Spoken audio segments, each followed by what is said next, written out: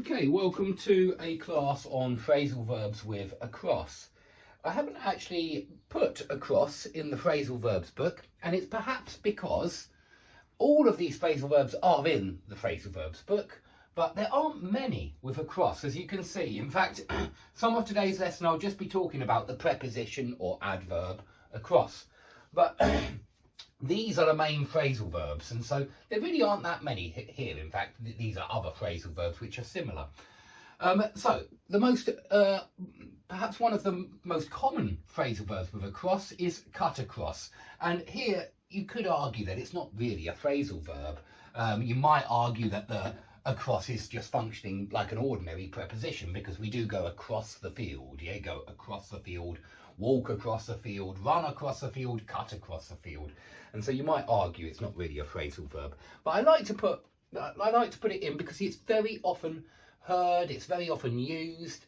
And remember this, guys, to take a shortcut. It's a very useful expression. We use it all the time. So if you take a shorter route than perhaps everybody else takes, and it's because you know of a short route across a field or through an alleyway or, I don't know, down a back street, then you take a shortcut. You cut across a field, or you cut across, it's got to be a field or something you can go across. You could cut across the road, certainly, but it's got to be something you can go across. And across usually means like this, when you go from one side to the other side, or maybe when something is on the other side. Okay, so it does have, sometimes across is used in terms of motion, going across, and sometimes across is used in terms of description, just something being across the other side of the room. Okay, so cut across a field and take a shortcut. Don't forget it, please use it. It's a really common idiomatic phrase. Okay, the next two are get something across or put something across. Now, what do you get across? You get your message across. You put your idea across, or your ideas, or your theory, or your suggestions. Yeah, you can put a suggestion.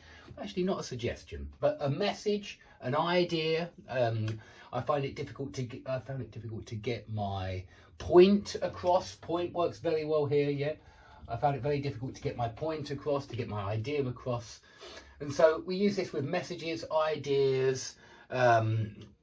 It's these kind of things that work with these two phrasal verbs.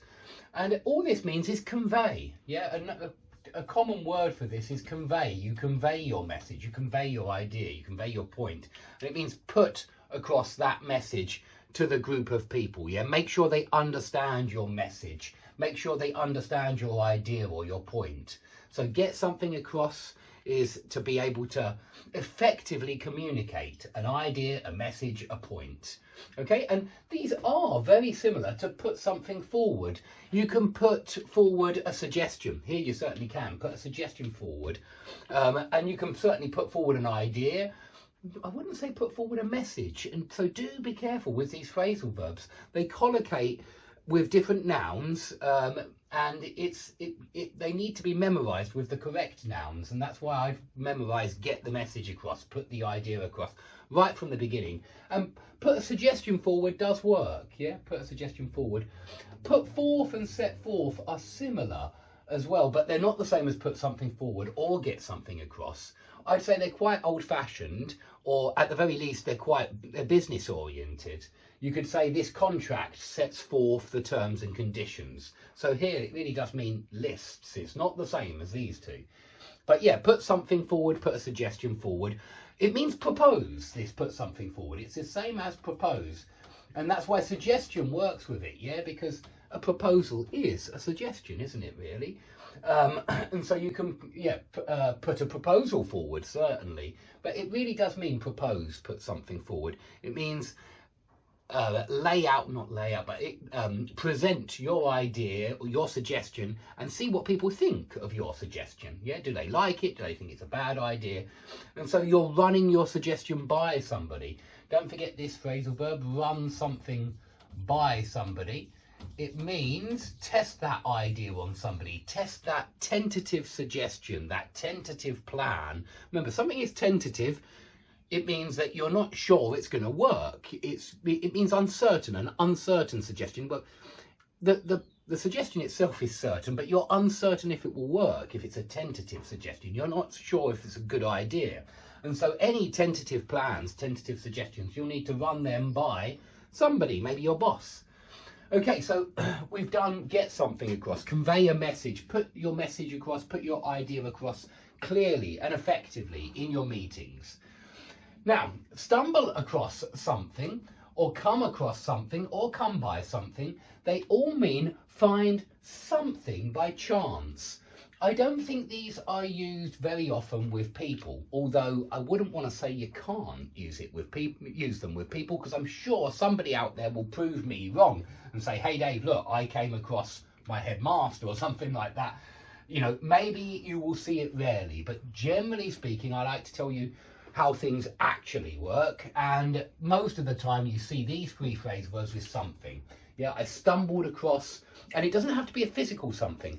I stumbled across an article in yesterday's newspaper. I came across a new word during a lesson. Yeah, I came by an old watch. Yeah, at the marketplace. That one does seem to work very well with physical things. Come by. But I don't see anything wrong with non-physical things either.